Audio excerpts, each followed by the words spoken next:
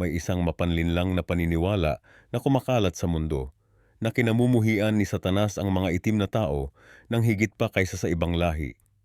Ang mapanganib na ideyang ito ay hindi lamang nagdudulot ng pagkakahati, kundi nagpapatuloy din ng maling pagkaunawa sa tunay na kalikasan ng kasamaan at ng espiritual na digmaan. Ang katotohanan, wala sa Biblia ang nagsasabing mas tinutuon ni Satanas ang kanyang galit sa isang partikular na lahi. Ito ay isang malalim na kamalian na nagdudulot ng mas malaking pinsala sa ating pagkakaisa bilang mga anak ng Diyos. Sa loob ng susunod na ilang minuto, bubuksan natin ang mga tunay na kasulatan at haharapin ang mapanlinlang na interpretasyong ito. Ipapakita ko sa iyo kung paano ginamit ang mga sipi ng Biblia sa maling paraan upang isulong ang mga ideyang ito at kung paano tayo dapat magbasa ng salita ng Diyos sa tamang konteksto. Ang kaaway ay hindi namimili ng kulay. Siya ay naghahanap ng sinumang kaluluwa na maaari niyang iligaw. Kung naniniwala ka sa ideyang ito o kung narinig mo ito mula sa iba, kailangan mong malaman ang buong katotohanan na matatagpuan sa mga pahina ng kasulatan. May malalim na pagkakaugnay ang kasaysayan ng pananampalataya at ang karanasan ng mga itim na tao sa buong mundo. Ngunit sa kabila ng maraming taon ng pag-aaral at pagbabasa ng Biblia, maraming maling interpretasyon pa rin ang kumakalat tungkol sa kung paano tinititigan ni Satanas ang mga itim na tao. May mga nagsasabing mas kinamumuhian daw ni Satanas ang mga itim na tao kaysa sa ibang lahi. Pero ano ba talaga ang sinasabi ng kasulatan tungkol dito? Una nating suriin ang pinagmulan ng ideyang ito. Karamihan sa mga teoryang ito ay nagmula sa kolonyal na panahon kung saan ang relihiyon ay ginamit bilang kasangkapan para sa pang-aapi at pagkontrol sa mga itim na tao. Ang mga mananakop ay sinadyang baluktot ang interpretasyon ng Biblia upang bigyang katwiran ang kanilang mga gawa. Isa sa mga pinakakaraniwang maling interpretasyon ay ang tinatawag na sumpa ni Ham na matatagpuan sa Genesis Kabanata 9. Sa kwentong ito, si Noe ay nalasing at nahubaran sa loob ng kanyang tolda. Nakita siya ng kanyang anak na si Ham at sinabi ito sa kanyang mga kapatid na sina Sem at Japhet. Ang dalawang kapatid ay tumalima at tinakpan ang kahubaran ng kanilang ama nang hindi ito nakatingin. Nang magising si Noe, nalaman niya ang ginawa ni Ham at isinumpa ang anak ni Ham na si Kanaan. Ngunit wala sa tekstong ito ang nagsasabing, ang mga itim na tao ay isinumpa o mas kinamumuhian ni Satanas. Walang bahagi ng Biblia na nagsasabing may partikular na lahi na mas kinamumuhian ng dyablo. Ang katotohanan, ang Biblia ay malinaw na nagsasabi sa mga Gawa Kabanata 10, talata 34 hanggang 35. Talagang ngang nakikita ko na hindi nagtatangi ang Diyos ng tao, kundi sa bawat bansa, ang sinumang may takot sa Kanya at gumagawa ng matuwid ay kinalulugdan niya. Ang ideya na mas kinamumuhian ni Satanas ang mga itim na tao ay isang mapanlinlang na konsepto na walang biblikal na batayan. Si Satanas, ayon sa kasulatan, ay kaaway ng lahat ng sangkatauhan at hindi namimili ng lahi o kulay ng balat. Sa Taon ni Pedro Kabanata 5, talata 8, sinasabi, maging mapagbantay kayo. Ang inyong kaaway, ang dyablo, na gaya ng isang leong umuungal, ay gumagala na humahanap ng masisilan niya. Kailangan nating maunawaan na ang mga ganitong uri ng maling interpretasyon ay madalas na nagmumula sa panlipunang konteksto at mga sistemang rasista, hindi sa tunay na teolohiya. Ang mga maling interpretasyon na ito ay nagpatuloy sa loob ng maraming henerasyon at nagdulot ng malaking pinsala sa espiritual na paglago ng maraming itim na tao. Ang isa pang karaniwang maling interpretasyon ay ang pagkakabit ng itim na kulay sa kasamaan at kadiliman. Sa maraming kultura, ang kulay na itim ay simbolo ng kadiliman, habang ang puti naman ay simbolo ng kalinisan. Ngunit ang mga simbolismong ito ay kultural at hindi dapat ikabit sa aktwal na kulay ng balat ng tao. Ang Biblia mismo ay naglalarawan sa kagandahan ng maitim na balat sa awit ni Solomon, Kabanata 1, talata 5 hanggang 6, kung saan sinabi ng babae, maitim ako, ngunit maganda. Huwag ninyo akong tinitigan dahil maitim ako, sapagkat sinunog ako ng araw. Ang katotohanan ay ang Biblia ay puno ng mga tauhan na nagmula sa iba't ibang lahi at etnisidad. Si Jesus mismo ay ipinanganak at lumaki sa gitnang silangan. At malamang na may mas maitim na balat kaysa sa maraming modernong representasyon. Ang isa sa mga unang Kristiyano na binanggit sa Bagong Tipan ay si Simon na taga Cirene, isang Aprikano, na tumulong kay Jesus na buhatin ang kanyang krus. Kaya, ano ba talaga ang dapat nating paniwalaan tungkol sa relasyon ni Satanas sa mga itim na tao? Ang Biblia ay malinaw. Walang lahi o grupo ng tao na mas kinamumuhian ni Satanas kaysa sa iba. Ang kanyang pakay ay ang manlinlang at sirain ang lahat ng tao, anuman ang kanilang kulay o pinagmulan. Ang tunay na mensahe ng kasulatan ay ang pag-ibig ng Diyos para sa lahat ng tao at ang kanyang hangarin na iligtas ang lahat mula sa lahat ng bansa, lahi at wika. Kaya sa susunod na marinig mo ang sinumang nagsasabi na mas kinamumuhian ni Satanas ang mga itim na tao, tandaan mo na ito ay walang biblikal na batayan. Ito ay isang mapanlinlang na ideya na nagmula sa mga sistemang rasista at kolonyal, hindi sa tunay na pananampalataya. Napansin mo ba kung paano ang kasamaan ay kadalasang iniuugnay sa kulay na itim? Sa ating kultura, ang kadiliman ay madalas na simbolo ng masama, kapahamakan at kamatayan. Ngunit ito ba ay nagmula sa Biblia o ito'y produkto lamang ng kolonyal na pag-iisip at rasismo na tumagos sa ating lipunan sa napakahabang panahon?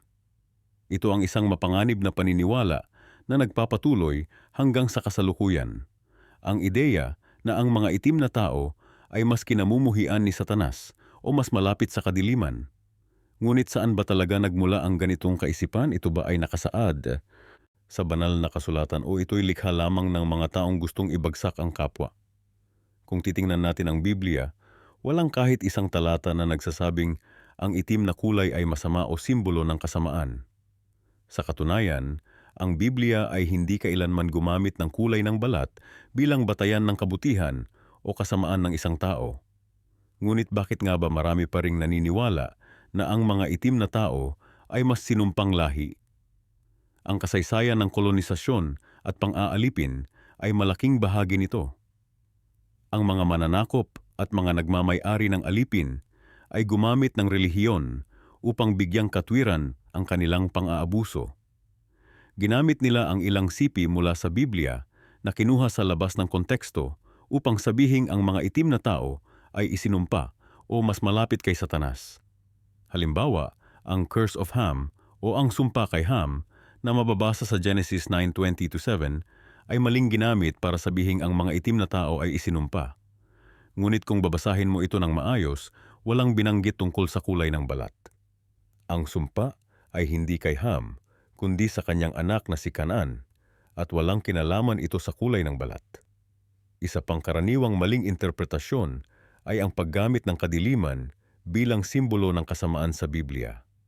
Oo, ang kadiliman ay ginagamit bilang metapora para sa kasamaan, ngunit ito ay tumutukoy sa espiritual na kadiliman, ang kawalan ng liwanag ng Diyos at hindi sa pisikal na kulay.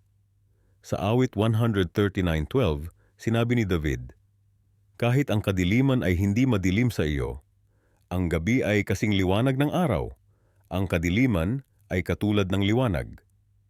Ito'y nagpapakita na sa Diyos, walang pagkakaiba ang liwanag at kadiliman. Parehong nasa ilalim ng kanyang kontrol. Higit pa rito, alam mo ba na ang ilan sa mga pinakamahalagang tao sa Biblia ay maaring itim o kayumanggi ang kulay? Si Moises ay lumaki sa Ehipto at nag-asawa ng isang Cushite na babae, mga tao mula sa rehiyon ng kasalukuyang Ethiopia. Si Simon na taga Cyrene, na tumulong kay Jesus na magpasa ng krus, ay mula sa Hilagang Afrika. Ang unang Gentile na nabautismuhan sa Gawa 8 ay isang Ethiopian eunuch. Ang katotohanan ay simple. Ang Diyos ay hindi tumitingin sa panlabas na anyo, kundi sa puso. Sa 1 Samuel 16:7, sinabi ng Panginoon kay Samuel, "Huwag mong tingnan ang kanyang panlabas na anyo o ang taas ng kanyang pangangatawan. Ang Panginoon ay hindi tumitingin sa mga bagay na tinitingnan ng tao. Ang tao ay tumitingin sa panlabas na anyo, ngunit ang Panginoon ay tumitingin sa puso. Kaya bakit patuloy pa rin ang ganitong maling paniniwala? Ito'y dahil sa malalim na ugat ng rasismo at kolonyal na pag-iisip. Ang mga mananakop at mga ngalakal ng alipin ay kailangang gumawa ng dahilan para sa kanilang karahasan at pang-aabuso. At ano ang mas madaling paraan kaysa sasabihing ang mga taong kanilang inaapi ay isinumpa ng Diyos o mas malapit kay Satanas? Ang mga ganitong ideya ay hindi lamang mali, kundi mapanganib din. Nagdudulot ito ng pagkakahati-hati, pagtatangi at karahasan. Bilang mga mananampalataya, dapat nating tanggihan ang ganitong maling interpretasyon at bumalik sa tunay na aral ng Biblia, na ang lahat ng tao, anuman ang kulay ng balat, ay nilikha ayon sa larawan ng Diyos at may pantay na halaga sa kanyang paningin. Sa susunod na bahagi ng ating pag-uusap, titingnan natin ang ilang partikular na talata sa Biblia na madalas na mali ang pagkakaintindi at ginagamit upang suportahan ang rasismo at diskriminasyon. Aalamin natin ang tunay na kahulugan ng mga ito at kung paano natin maibabalik ang tamang pag-unawa sa salita ng Diyos. Ang pagkakakilanlang kulay at lahi ay naging bahagi ng ating lipunan sa loob ng maraming siglo at hindi nakakapagtaka na ito ay nakakaapekto rin sa ating pag-unawa sa espiritualidad at Biblia. Maraming paniniwala ang kumakalat tungkol sa kung paano daw mas kinamumuhian ni Satanas ang mga itim na tao kaysa sa ibang lahi. Pero ano ba talaga ang sinasabi ng kasulatan tungkol dito? Kailangan nating suriin ang pinagmulan ng mga ideyang ito at kung paano ito nakakaapekto sa pag-unawa natin sa ating sariling halaga bilang mga anak ng Diyos. Una, kailangan nating tanggapin na walang direktang pahayag sa Biblia na nagsasabi na mas kinamumuhian ni Satanas ang isang partikular na lahi o kulay ng balat. Ang konseptong ito ay karaniwang nagmumula sa maling interpretasyon at pagbaluktot ng ilang mga talata na madalas ginagamit upang suportahan ang mga ideolohiyang rasista. Isa sa mga pinakakaraniwang maling interpretasyon ay ang tungkol sa marka ni Cain na binanggit sa Genesis. May mga nagsasabi na ang marka na ito ay ang itim na balat at dahil dito, ang mga itim na tao raw ay isinumpa. Pero wala sa Biblia na nagsasabi nito. Ang katotohanan ay hindi kailanman binanggit sa Biblia kung ano ang marka ni Cain. Walang indikasyon na ito ay may kinalaman sa kulay ng balat o anumang pisikal na katangian. Ang marka ay ibinigay bilang proteksyon kay Cain, hindi bilang parusa. Sa Genesis 4:15, sinabi ng Diyos, kaya nilagyan ng Panginoon si Cain ng isang tanda upang sinumang makakita sa kanya ay hindi siya papatayin.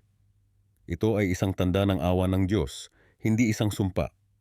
Isa pang maling paniniwala ay ang tungkol sa sumpa ni Ham na binanggit sa Genesis 9. Ayon sa kwento, si Ham ay nakakita ng kahubaran ng kanyang amang si Noe at dahil dito, isinumpa ni Noe ang anak ni Ham na si Canaan. May mga nagsasabi na ang sumpa na ito ay tumutukoy sa pagkaalipin ng mga itim na tao na di umano'y mga inapo ni Ham. Pero muli, wala sa Biblia na nagsasabi nito. Ang sumpa ni Noe ay partikular na para kay Canaan, hindi para sa lahat ng inapo ni Ham. At hindi rin binanggit ang anumang tungkol sa kulay ng balat o lahi. Ang mga maling interpretasyong ito ay nagmula sa panahon ng colonization at pang-aalipin, kung saan ang mga tao ay naghahanap ng paraan upang bigyang katwiran ang kanilang pang-aapi sa iba. Ito ay isang malungkot na halimbawa ng kung paano ginagamit ang Biblia upang suportahan ang mga agenda na salungat sa tunay na mensahe nito. Sa katunayan, ang Biblia ay nagtuturo ng pagkakapantay-pantay ng lahat ng tao sa harap ng Diyos. Sa Gawa 17:26, sinabi ni Apostol Pablo, mula sa iisang tao, ginawa ng Diyos ang lahat ng bansa upang manirahan sa buong mundo. Ito ay nagpapahiwatig na ang lahat ng tao, anuman ang kulay o lahi, ay nagmula sa iisang ninuno at pantay-pantay sa paningin ng Diyos. Gayon din sa Galatia 3:28, sinabi ni Pablo, wala nang Hudyo o Griego, alipin o Malaya, lalaki o babae, sapagkat kayong lahat ay iisa kay Kristo Jesus. Ito ay isang malinaw na pahayag na sa harap ng Diyos, ang mga pagkakaiba sa lahi, estado sa lipunan, o kasarian ay hindi mahalaga. Kung titingnan natin ang tunay na karakter ni Satanas ayon sa Biblia, makikita natin na siya ay isang manlilinlang at tagapaghati.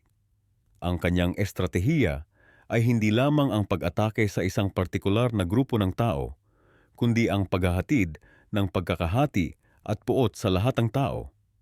Siya ay manloloko ng buong mundo, Apokalipsis 12:9, at ang ama ng kasinungalingan, Juan H. 44. Ang ideya na mas kinamumuhian ni Satanas ang mga itim na tao ay nagpapalaganap ng pagkakahati at nagpapatuloy ng isang maling pag-unawa sa espiritualidad. Ito ay nagbibigay ng maling impresyon na ang lahi ay may kinalaman sa ating espiritual na halaga o sa kung gaano tayo kamahal ng Diyos. Ang katotohanan ay mahal ng Diyos ang lahat ng tao, anuman ang kulay ng kanilang balat. Sa Juan 3:16 sinabi ng Diyos, sapagkat gayon na lamang ang pag-ibig ng Diyos sa sanlibutan, na ibinigay niya ang kanyang kaisa-isang anak, upang ang sinumang sumampalataya sa kanya ay hindi mapahamak, kundi magkaroon ng buhay na walang hanggan. Pansinin na sinabi ng Diyos sanlibutan at sinuman, walang partikular na lahi o grupo ang pinili. Dapat nating tandaan na ang tunay na labanan ay hindi sa pagitan ng mga lahi o kulay, kundi sa pagitan ng kabutihan at kasamaan, liwanag at kadiliman. Ayon sa Efeso 6:2, sapagkat ang ating pakikibaka ay hindi laban sa laman at dugo, kundi laban sa mga pamunuan, sa mga kapangyarihan, sa mga pinuno ng kadiliman ng sanlibutang ito, laban sa mga espiritual na puwersa ng kasamaan sa mga lugar na makalangit. Ang tunay na panganib ay hindi ang posibilidad na mas kinamumuhian ni Satanas ang isang partikular na lahi, kundi ang katotohanan na ang mga ideyang ito ay nagdudulot ng pagkakahati at puot sa mga tao. Ito ay isang estratehiya ni Satanas upang ilihis ang ating pansin mula sa tunay na mensahe ng Biblia, ang mensahe ng pag-ibig, pagkakaisa at kaligtasan para sa lahat. Maraming pagkakataon sa kasaysayan ng mundo kung saan ang kulay ng balat ay naging dahilan ng pagkakawatak-watak. Subalit, kailangan nating tanungin, ano ba talaga ang sinasabi ng Biblia tungkol sa kulay na itim at sa mga taong may maitim na balat? Marahil narinig mo na ang ilang interpretasyon kung saan sinasabi na kinamumuhian daw ng dyablo ang mga itim na tao nang higit pa sa iba. Ngunit totoo ba ito? Sa katunayan, ang kulay na itim sa Biblia ay hindi kailanman ginamit upang magsabing ang isang lahi o pangkat ng mga tao ay mas mababa kaysa sa iba. Ang ganitong kaisipan ay produkto ng maling interpretasyon at ng pag-iimpluwensya ng kolonyal na pag-iisip na ginagamit ang relihiyon upang isulong ang kanilang sariling agenda. Kung titingnan natin ang Biblia, makikita natin na ang kulay na itim ay madalas na simbolo ng misteryo, ng hindi nakikita, at minsan ng pagluluksa. Subalit hindi ito kailanman ginamit upang ipahiwatig na ang isang lahi ay isinumpa o kinamumuhian ng Diyos. Sa katunayan, sa awit ng mga awit 156, sinabi ng babaeng Shulamite, maitim ako, ngunit maganda. Ito ay isang magandang pagpapahayag na ang kagandahan ay hindi nakasalalay sa kulay ng balat. Sa Lumang Tipan, makikita natin na ang mga Ehipsyo, Etiope, at maraming ibang Afrikanong lahi ay iginagalang at kinikilala. Si Moises mismo ay nag-asawa ng isang Etiopeng babae, at nang pintasan siya ng kanyang kapatid na si Miriam dahil dito, pinarusahan siya ng Diyos. Ito ay malinaw na indikasyon na ang Diyos ay hindi tumitingin sa kulay ng balat, kundi sa puso ng tao. Ang isa pang mahalagang punto ay ang tungkol kay Simeon na tinatawag na Niger sa Gawa 10:1. Ang salitang Niger ay nangangahulugang itim sa Latin na nagpapahiwatig na si Simeon ay maaaring may maitim na balat. Subalit siya ay isa sa mga pinuno ng maagang iglesia sa Antioquia, isang posisyon ng malaking respeto at autoridad. Ang kasinungalingan na ang mga itim na tao ay mas kinamumuhian ng dyablo ay isang paraan upang pahinain ang diwa at pagkakaisa ng mga tao. Ito ay isang taktika ang pagkakahati-hati na ginagamit upang kontrolin at manipulahin ang mga tao sa pamamagitan ng pagkakalat ng takot at pagdududa. Sa halip na makinig sa mga ganitong uri ng maling interpretasyon, kailangan nating bumalik sa tunay na mensahe ng Biblia, na ang lahat ng tao ay nilikha sa larawan at wangis ng Diyos, at na ang Diyos ay hindi tumitingin sa panlabas na anyo kundi sa puso. Gaya ng sinabi sa 1 Samuel 16:7, hindi tumitingin ang Panginoon sa mga bagay na tinitingnan ng tao. Ang tao ay tumitingin sa panlabas na anyo, ngunit ang Panginoon ay tumitingin sa puso. Ang pag-unawa sa tunay na kahulugan ng kulay na itim sa Biblia ay hindi lamang isang teolohikal na usapin, kundi isang hakbang patungo sa pagkakaisa at pagrespeto sa isa't isa bilang mga anak ng Diyos. Hindi tayo dapat magpatangay sa mga maling interpretasyon na nagdudulot lamang ng pagkakahati-hati at diskriminasyon. Kaya sa susunod na may magsabi sa iyo na ang mga itim na tao ay mas kinamumuhian ng dyablo, alalahanin mo ang mga salitang ito mula sa Biblia at maging matatag sa katotohanan na ang Diyos ay hindi tumitingin sa kulay ng balat, kundi sa kalidad ng ating puso at kaluluwa. Maraming maling interpretasyon tungkol sa kung paano tinignan ng Biblia ang mga itim na tao. Isa sa mga pinakamalaking kasinungalingang kumakalat ay ang ideya na mas kinamumuhian ni Satanas ang mga itim kaysa ibang lahi. Ang ganitong pag-iisip ay hindi lamang mapanlinlang, kundi mapanganib din sa espiritual na paglago ng ating komunidad. Sa katotohanan, ang Biblia ay hindi kailanman nagsabi na may espesyal na galit si Satanas sa mga itim. Ang kaaway ng ating kaluluwa ay hindi namimili ng kulay. Siya ay kaaway ng lahat ng sangkatauhan, anuman ang kulay ng balat. Ang ideya na mas pinupuntirya niya ang mga itim ay isang manipulasyon ng kasulatan na ginagamit upang makapaghasik ng takot at pagkakahati-hati. Tingnan natin ang unang Pedro 5 kabanata, versikulo 8-9. Sinasabi rito, maging mapagbantay kayo at mapagmatyag. Ang inyong kaaway na dyablo na gaya ng isang leong umuungal ay gumagala na humahanap ng masisila niya. Labanan ninyo siya na matatag sa pananampalataya. Pansinin ninyo na walang binanggit tungkol sa lahi o kulay. Ang dyablo ay naghahanap ng sinumang masisila niya, hindi lang mga itim, kundi sinuman na mahina ang pananampalataya. Ang mapanganib na pagtuturo na ito ay nagmumula sa maling interpretasyon ng ilang bahagi ng kasulatan, lalo na ang tungkol sa sumpa ni Ham sa Genesis. Maraming nagkamaling mag-ugnay nito sa mga Afrikano at kanilang mga inapo. Ngunit kapag sinuri natin ng mabuti ang Genesis 9 na kabanata, makikita natin na ang sumpa ay hindi patungkol sa mga itim na tao o kay Ham mismo, kundi sa isa sa kanyang mga anak na si Canaan. At ang sumpang ito ay walang kinalaman sa kulay ng balat kundi sa politikal na kalagayan ng mga Kanaanita sa hinaharap. Ang isa pang mapanlinlang na pagtuturo ay ang pagbibigay kahulugan sa itim bilang simbolo ng kasalanan o kasamaan. Ito ay hindi batay sa Biblia kundi sa kolonyal na pag-iisip na gustong iugnay ang kadiliman sa kasamaan.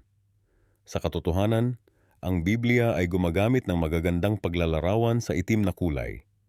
Sa awit ng mga awit 1, versikulo 5, sinasabi ng babae, maitim ako, ngunit maganda. Ito ay nagpapakita na ang itim na kulay ay hindi kailanman itinuring na negatibo sa banal na kasulatan. Ang mga maling pagtuturo na ito ay may malalim na epekto sa ating komunidad. Nagdudulot ito ng pagdududa sa sarili, pagkahiwalay sa pananampalataya, at maging pagtalikod sa Diyos. Maraming itim na mananampalataya ang nalilito at nasasaktan dahil sa mga maling interpretasyong ito. Panahon na para ibalik natin ang katotohanan ng kasulatan. Ang Diyos ay hindi nagtatangi ng tao ayon sa kulay. Sa mga Gawa 10 kabanata, versikulo 34, sinabi ni Pedro, tunay ngang nakikita ko na hindi nagtatangi ang Diyos ng tao. At sa Galatia 3, versikulo 28, mababasa natin, wala ng Hudyo o Griego, wala ng alipin o malaya, wala ng lalaki o babae, sapagkat kayong lahat ay iisa kay Kristo Jesus. Ang tunay na kalaban natin ay hindi si Satanas na may espesyal na galit sa mga itim, kundi ang maling pagtuturo na naghahasik ng pagkakahati-hati at pagkakaroon ng maling konsepto tungkol sa ating kaugnayan sa Diyos. Ang Diyos ay nagmamahal sa lahat ng tao, anuman ang kulay ng kanilang balat. At ang kaligtasan ay para sa lahat, hindi lang para sa isang partikular na lahi o grupo. Kailangan nating magising at kilalanin ang mga kasinungalingang ito. Kailangan nating bumalik sa tunay na aral ng Biblia at hindi sa mga binagong interpretasyon na nagdudulot lamang ng sakit at pagkakahati-hati. Ang ating kaligtasan ay nakasalalay sa ating pananampalataya kay Kristo, hindi sa ating kulay o lahi. Sa loob ng maraming siglo, may mga interpretasyon sa Biblia na ginamit upang patunayan ang pagkasuklam ni Satanas sa mga itim na tao. Ang ganitong paniniwala ay nagdulot ng malaking pinsala sa pag-unawa natin sa tunay na kalikasan ng kasamaan at ng plano ng Diyos para sa lahat ng tao. Ang isang malaking pagkakamali ay ang pag-uugnay ng itim na kulay sa kasalanan at kasamaan. Maraming maling interpretasyon ang nagsasabi na ang itim na balat ay isang marka o sumpa mula sa Diyos. Subalit, wala sa kasulatan ang direktang nagsasabing mas kinamumuhian ni Satanas ang mga itim na tao kaysa sa ibang lahi. Ang mga maling interpretasyong ito ay madalas nagmumula sa Biblia, partikular sa kwento ni Cain at Abel o sa tinatawag na sumpa ni Ham. Maraming ministro ang mali-maling ginamit ang mga tekstong ito para ipagtanggol ang pang-aalipin at rasismo sa nakaraan. Subalit, kapag sinuri natin ng maigi ang orihinal na teksto, walang direktang pahayag tungkol sa kulay ng balat bilang parusa o marka ng kasamaan. Sa katunayan, ang Biblia ay nagpapakita ng isang Diyos na walang kinikilingan. Sa mga Gawa 10:34-35, sinabi ni Pedro, "Ngayon ay nauunawaan ko na talagang walang kinikilingan ang Diyos, kundi sa bawat bansa ang sinumang may takot sa Kanya at gumagawa ng katuwiran ay tinatanggap niya." Ang ideya na mas kinamumuhian ni Satanas ang mga itim na tao ay isang mapanlinlang na konsepto na ginagamit para hatiin ang mga tao at pahinain ang pagkakaisa ng sangkatauhan. Si Satanas, ayon sa kasulatan, ay mamamatay tao mula pa sa simula at ama ng kasinungalingan, Juan 8:44. Ang kanyang tunay na estratehiya ay hindi ang mamili ng lahi para kamuhian, kundi ang paghasik ng pagkakawatak-watak sa pamamagitan ng kasinungalingan. Ang mga maling interpretasyon ng kasulatan ay naging sandata para sa mga mapang-api at mapaniil sa kasaysayan. Ang kolonisasyon, pang-aalipin at sistematikong rasismo ay madalas pinagtibay gamit ang maling teolohikal na batayan. Subalit, kung babasahin natin ng tama ang kasulatan, makikita natin na ang Diyos ay nagmamahal sa lahat ng tao, anuman ang kanilang lahi o kulay. Sa Efeso 6:12, sinasabi sa atin, "Sapagkat hindi laban sa laman at dugo ang ating pakikibaka, kundi laban sa mga pamunuan, laban sa mga kapangyarihan, laban sa mga pinuno ng kadiliman ng sanlibutang ito, laban sa mga espiritong puwersa ng kasamaan sa mga lugar na makalangit." Ang tunay na labanan ay hindi sa pagitan ng mga lahi o kulay, kundi sa pagitan ng gitan, kabutihan at kasamaan, katotohanan at kasinungalingan. Si Satanas ay hindi kumukuha ng panig batay sa kulay ng balat. Ang kanyang layunin ay ang pagwasak ng lahat ng tao, anuman ang kanilang etnisidad. Kailangan nating maunawaan na ang ganitong uri ng maling paniniwala ay nagpapatuloy dahil sa kakulangan ng tamang pag-unawa sa kasulatan at sa pagkakaroon ng mga personal na bias at prehuwisyo. Ang tunay na pag-unawa sa mensahe ng Biblia ay nagbibigay sa atin ng kakayahang labanan ang mga mapanlinlang na interpretasyon na nagbibigay daan sa pagkakahati-hati. Kaya sa halip na tanggapin ang maling paniniwala na mas kinamumuhian ni Satanas ang mga itim na tao, dapat nating obrahin ang pagkakaisa at pagmamahal sa isa't isa tulad ng itinuro sa atin ng Diyos. Dahil sa katotohanan, ang tunay na kaaway ay hindi ang isa't isa, kundi ang kasinungalingan at pagtatangi-tangi na nagmumula sa espiritu ng kasamaan. Sa mundo ng mga kahulugan at interpretasyon ng Biblia, maraming maling paniniwala ang kumakalat tungkol sa relasyon ni Satanas sa iba't ibang lahi, lalo na sa mga itim na tao. Ito'y isang mapanganib na paniniwala na nakakapinsala sa ating pag-unawa sa tunay na kalikasan ng kasamaan at ng plano ng Diyos para sa buong sangkatauhan. Maraming nagsasabi na mas kinamumuhian daw ni Satanas ang mga itim na tao kaysa sa ibang lahi. Ngunit sa katotohanan, wala ni isang bahagi ng kasulatan ang nagpapatunay nito. Ang ideyang ito ay produkto ng kolonyal na pag-iisip at rasistang interpretasyon ng mga taong gustong gamitin ang relihiyon upang isulong ang kanilang sariling agenda. Kung titingnan natin ang Biblia, makikita natin na si Satanas ay hindi namimili ng lahi o kulay ng balat. Ang kanyang pakay ay ang lahat ng tao, anuman ang kanilang pinagmulan. Sa unang Pedro 5:8 sinabi, "Maging mapagbantay kayo at maging handa, sapagkat ang inyong kaaway na dyablo ay parang leon na umuungol na naghahanap ng masisila." Hindi sinabi sa kasulatan pasnatan na mas hinahanap ni Satanas ang mga itim na tao. Ang kanyang pakay ay ang sinumang maaari niyang iligaw mula sa Diyos.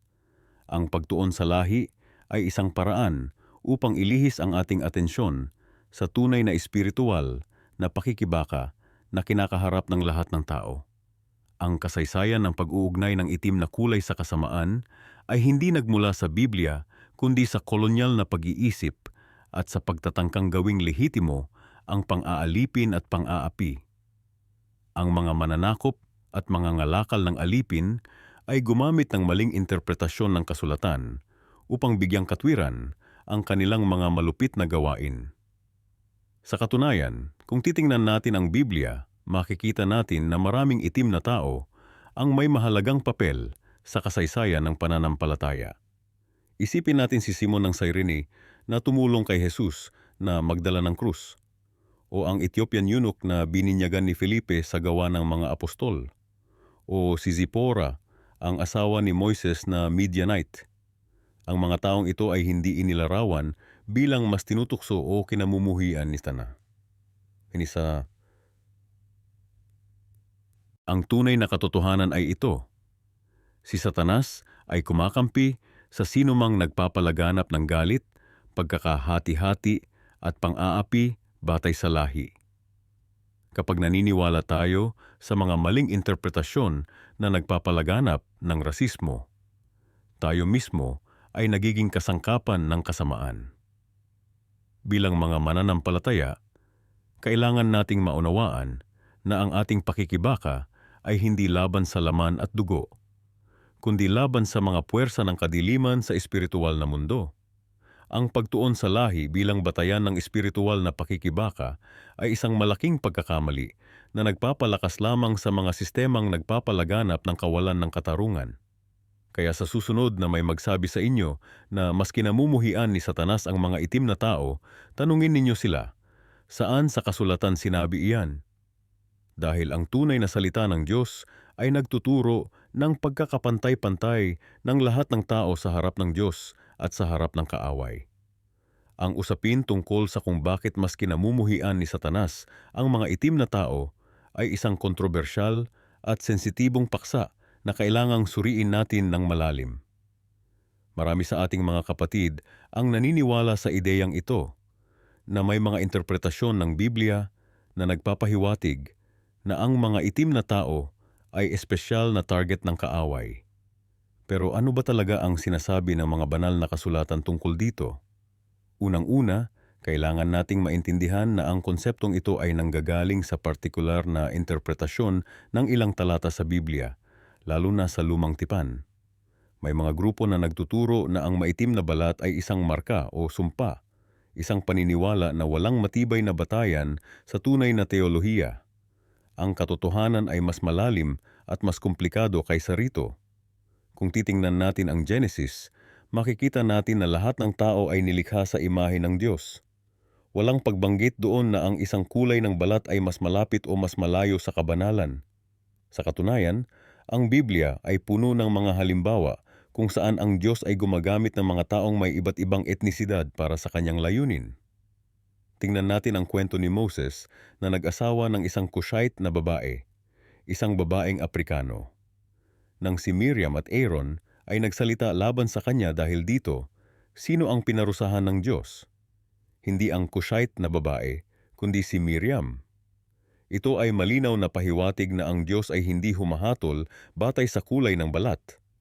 Ang mga sinaunang Ehipto, Etiope at maraming Aprikano ay may mahalagang papel sa Biblia.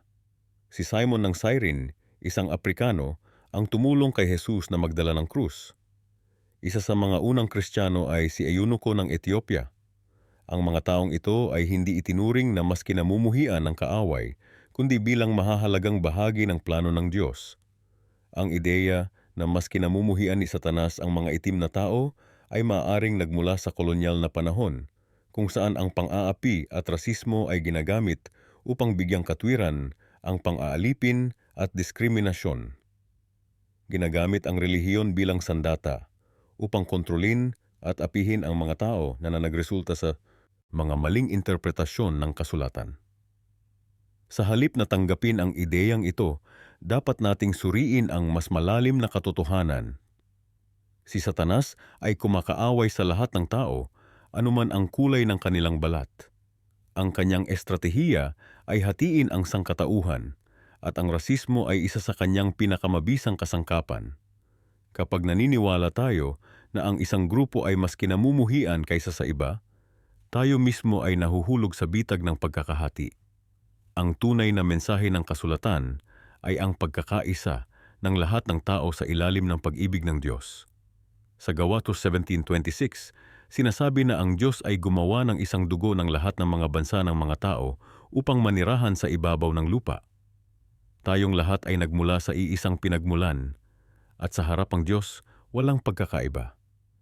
Kailangan nating iwasan ang mga interpretasyong nagpapatibay ng pagkakahati, at sa halip ay magtuon sa mensahe ng pagkakapantay-pantay at katarungan na nasa gitna ng tunay na pananampalataya. Ang tunay na kaaway ay hindi ang iba't ibang lahi o kulay, kundi ang sistema ng opresyon at kawalang katarungan na nagpapatuloy sa ating mundo.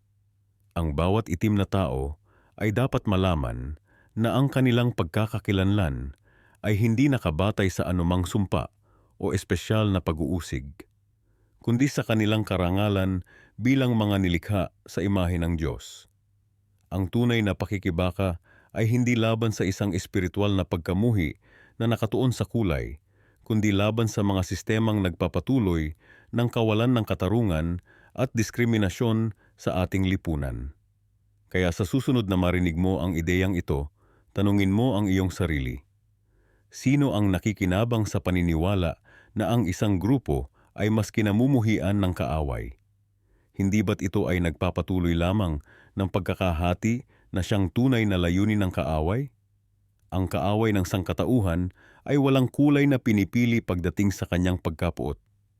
Ngunit bakit nga ba maraming nagsasabi na mas kinamumuhian ni Satanas ang mga taong maitim ang kulay?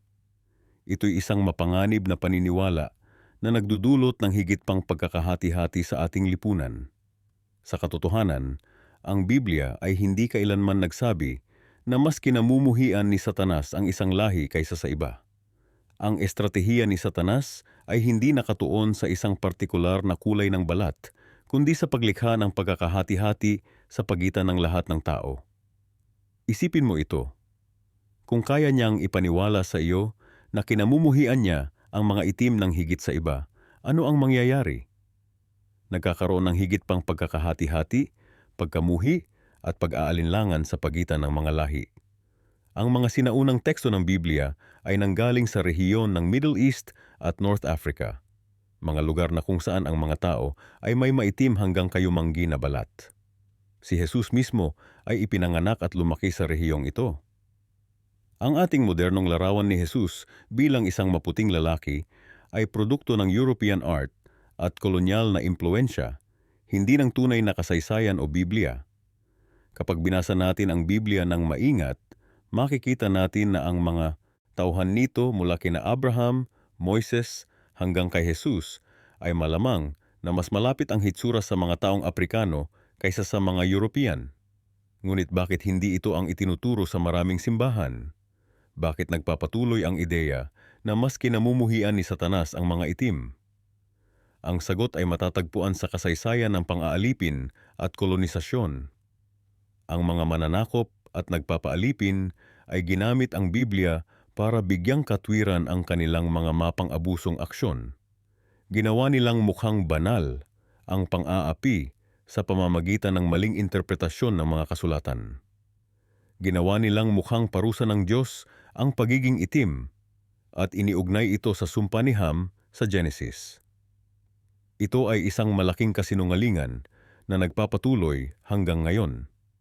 Sa Genesis Kabanata 9, mababasa natin ang kwento ni Noah at ang kanyang mga anak na lalaki pagkatapos ng baha. Nang malasing si Noah at mahubaran, nakita siya ng kanyang anak na si Ham at sinabi sa kanyang mga kapatid. Bilang parusa, isinumpa ni Noah ang anak ni Ham na si Canaan.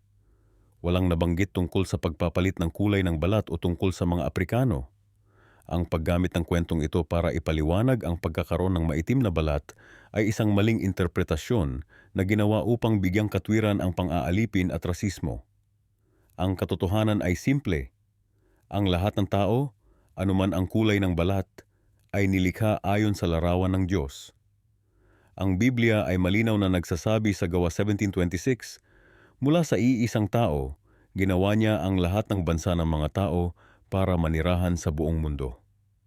Tayong lahat ay magkakadugo, magkakapamilya at pantay-pantay sa paningin ng Diyos. Ang tunay na kaaway ay hindi ang iba't ibang lahi, kundi ang sistema ng pagkakahati-hati at pang-aapi na nagpapatuloy hanggang ngayon. Si Satanas ay hindi kinamumuhian ang mga itim ng higit sa iba. Ang kanyang estratehiya ay ang pagkakahati-hati ng lahat ng tao, anuman ang kulay ng balat. Kaya sa susunod na marinig mo ang sinumang nagsasasabi na mas kinamumuhian ni Satanas ang mga itim, tanungin mo sila, saan sa Biblia sinasabi iyon? Ang sagot ay simple, wala. Ito'y isang kasinungalingan na ginawa upang panatilihin ang mga tao sa takot at pagkakahati-hati. Ang ating tunay na laban ay hindi laban sa laman at dugo, kundi laban sa mga puwersa ng kadiliman na nagtataguyod ng pagkakahati-hati at puot. At sa labang ito, tayong lahat, maitim, maputi, kayumanggi, ay magkakasama bilang isang pamilya sa ilalim ng Diyos. Ang pagkiling laban sa mga itim na tao ay isang malaking suliranin sa ating lipunan, at karamihan ay nagtataka kung bakit nangyayari ito. May mga nagsasabing may mas malalim na espiritual na dahilan sa likod nito. Marami sa ating mga kapatid na itim ang nakakaramdam ng hindi pangkaraniwang pag-atake sa kanilang pagkatao, kultura, at maging sa kanilang pisikal na anyo. Ngunit ano ba talaga ang sinasabi ng banal na kasulatan tungkol dito? Ang ideya na mas kinamumuhian ni Satanas ang mga itim na tao ay nagmula sa maling interpretasyon ng ilang bahagi ng Biblia. Ito ay isang mapanganib na pananaw dahil nagdudulot ito ng higit pang pagkakahati-hati sa mga tao. Sa katunayan, walang direktang pahayag sa Biblia na nagsasabing mas kinamumuhian ni Satanas ang isang partikular na lahi kaysa sa iba.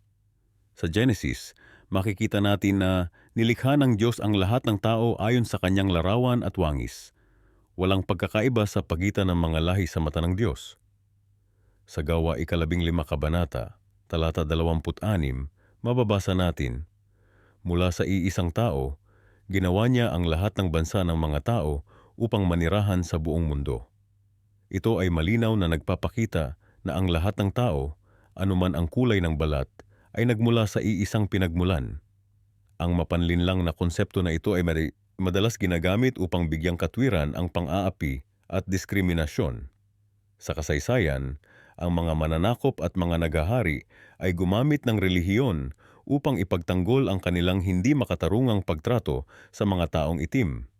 Ngunit ito ay lubos na taliwas sa tunay na diwa ng Biblia. Sa katunayan, Ang Biblia ay puno ng mga halimbawa kung saan pinahalagahan ng Diyos ang mga taong itim. Halimbawa, si Moises ay nag-asawa ng isang Kushitang babae na kilala bilang mga taong maitim ang balat mula sa rehiyon ng Ethiopia. Nang si Miriam at Aaron ay nagsalita laban sa kanya dahil dito, pinarusahan sila ng Diyos. Ito ay malinaw na pagpapakita na hindi tinitingnan ng Diyos ang kulay ng balat bilang batayan ng paghatol. Ang isa pang mahalagang punto ay ang tungkol kay Simon ng Cyrene, ang lalaking tumulong kay Jesus na magpasa ng krus. Maraming iskolar ang naniniwala na si Simon ay isang Aprikano, posibleng isang itim na tao. Ang katotohanang siya ang napili upang tumulong sa isa sa mga pinakamahalagang sandali sa kasaysayan ng Kristyanismo ay nagpapakita ng halaga ng mga taong itim sa plano ng Diyos. Ang estratehiya ni Satanas ay hindi nakatuon sa isang partikular na lahi. Ang kanyang layunin ay ang pagkakahati-hati at pagkawasak ng buong sangkatauhan. Siya ay manloloko ng buong mundo ayon sa Apokalipsis, 12 kabanata, talata 9. Ang pagkakalat ng ideya na mas kinamumuhian niya ang isang grupo kaysa sa iba ay bahagi lamang ng kanyang plano upang maghasik ng pagkakahati-hati at galit sa pagitan ng mga tao. Ang tunay na kalaban ay hindi ang ibang lahi o kulay, kundi ang mga ideolohiyang nagtataguyod ng pagkakahati-hati at puot. Sa Efeso 6 kabanata, talata 12, sinabi ni Pablo, sapagkat ang ating pakikibaka ay hindi laban sa laman at dugo, kundi laban sa mga pamunuan, laban sa mga kapangyarihan, laban sa mga pinuno ng kadiliman ng mundong ito, laban sa mga espiritual na puwersa ng kasamaan sa mga lugar na makalangit. Ito ay nangangahulugan na ang tunay na labanan ay hindi sa pagitan ng mga lahi o kulay ng balat, kundi sa pagitan ng kabutihan at kasamaan, katotohanan at kasinungalingan. Ang sinumang nagtataguyod ng pagkakahati-hati batay sa lahi ay nagsisilbi sa layunin ni Satanas, hindi sa layunin ng Diyos. Sa katunayan, ang Biblia ay nagtuturo ng pagkakaisa at pagmamahal sa lahat ng tao. Sa Galatia 3 kabanata, talata 28, sinabi ni Pablo, walang Hudyo o Griego, alipin o malaya, lalaki o babae, sapagkat kayong lahat ay isa kay Kristo Jesus. Ito ay isang malinaw na pahayag na sa mata ng Diyos, walang pagkakaiba ang lahi, katayuan sa lipunan o kasarian. Kaya bakit may mga naniniwala na mas kinamumuhian ni Satanas ang mga itim na tao? Ito ay maaring dahil sa mahabang kasaysayan ng pang-aapi at diskriminasyon laban sa mga taong itim. Ang karanasan ng pang-aalipin, kolonisasyon at patuloy na rasismo ay maaring magbigay ng impresyon na ang mga taong itim ay nahaharap sa mas matinding espiritual na pag-atake. Ngunit ang katotohanan ay ang lahat ng tao, anuman ang kulay ng balat, ay nahaharap sa parehong espiritual na labanan. Si Satanas ay hindi namimili ng lahi kapag siya ay nanunukso at nanlilinlang. Ang kanyang layunin ay ang pagkawasak ng lahat ng tao, hindi lamang ng isang partikular na grupo. Kung nagustuhan mo ang video na ito at nakatulong ito sa iyo, huwag kalimutang mag-like at i-share ito sa iyong mga kaibigan at pamilya. Mahalaga na maipalaganap natin ang tamang pangunawa sa banal na kasulatan upang labanan ang maling katuruan at pagkakahati-hati. Salamat sa panonood.